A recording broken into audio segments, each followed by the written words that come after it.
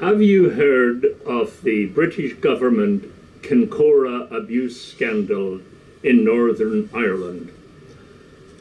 How the British intelligence and police used the Kincora boys' home and other homes and places as a honey trap to blackmail and compromise the abusers.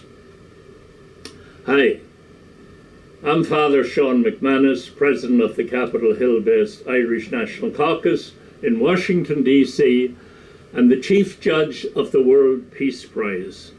And this is our 26th social media video relating to England's partition of Ireland 100 years ago.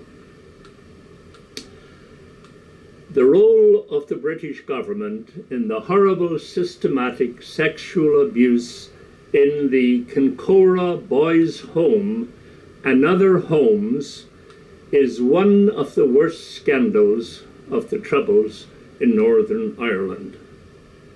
But in this case, the British government was not oppressing Catholics, the usual victims, but Protestants.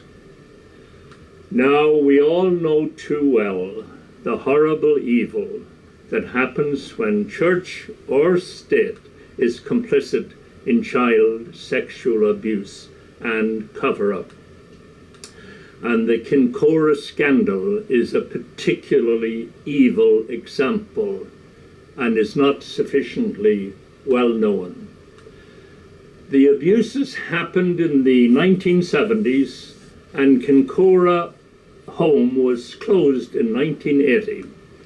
In that sense, it's an old story, but the suffering of the victims endures as fresh as ever. What is new about this story is that the Irish National Caucus has launched a campaign to raise the issue in the United States Congress. Kincora Home was a home for Protestant boys run by Protestants, some of whom were pedophiles and who turned the home into a sort of male brothel where other pedophiles could come and sexually abuse the poor, defenseless boys, and not always inside the walls of Kincora. What made it worse was that the home was used by people of power, politicians, and the well-connected. And making it even 1,000 times more serious was this: British intelligence knew all about it because some of those in charge of the home were not only pedophiles, but also British agents. And the British government turned Kincora and other places into an intelligence blackmail honey trap. One of the best known victims of this British government abuse is Richard Kerr, now 60 and now a citizen of the United States. Richard was put in touch with the Irish National Caucus by Belfast man Donal Lavery, a writer and commentator, who asked if we could raise the Richard Kerr case as we raised the case of the other Belfast Protestant, Belfast man Raymond McCord Jr., who was beaten to death in 1997 near Belfast by Protestant paramilitaries. Because some of those involved in the murder were British agents and police informers, the British government covered up the crime and still to this day covers up the crime. But Richard Kerr's story is not just confined to Kincora, which was a home for 16 to 18-year-old boys. Indeed, Richard was sexually abused starting at 8 years old in Williamson House, Belfast, and continuing in 6 institutional homes while under state care until he was 18 years old. The British government wants to therefore confine the abuse case to Kincora, for which 3 lower level abusers went to prison. Yet powerful people who abused Richard outside the walls of Kincora walked away free. Kincora and its confines are only the tip of the iceberg. Now, Richard has a High Court case coming up in the fall in Northern Ireland, but nothing done in Congress will infringe on that case. None of our lobbying in the US Congress over 50 years has ever infringed on any case in Northern Ireland. In fact, it has only helped those cases.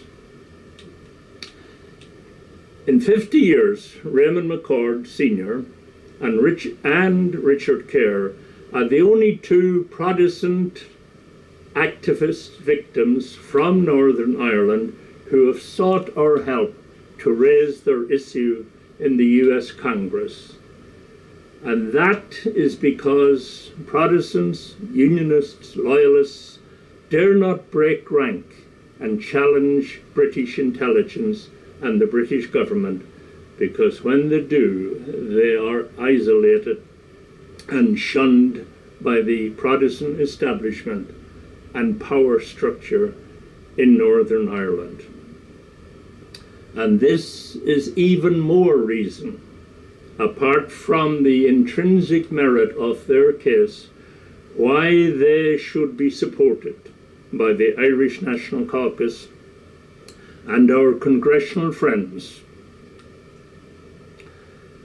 I deeply believe that ecumenism is at its best when Protestants and Catholics from Northern Ireland not only pray together for peace, but also work together for justice, because peace, as Blessed Martin Luther King Jr.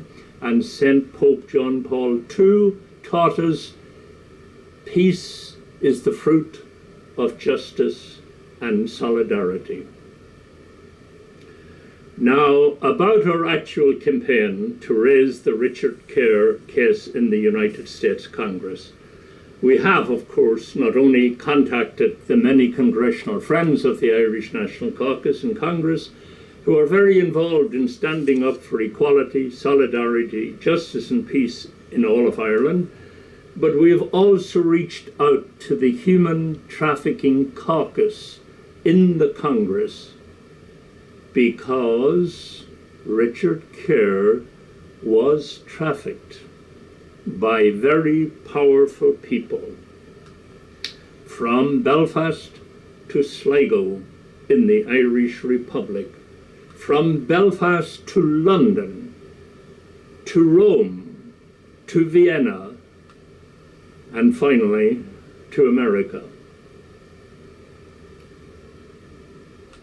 And the wonderful thing about the Human Trafficking Caucus in the Congress is that it was co-founded by 2 members of Congress with a long and totally excellent record on human rights in Northern Ireland.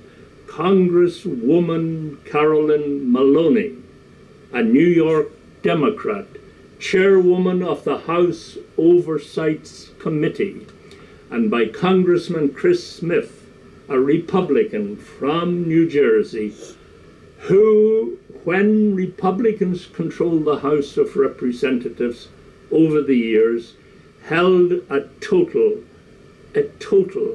of 18 congressional hearings on Northern Ireland.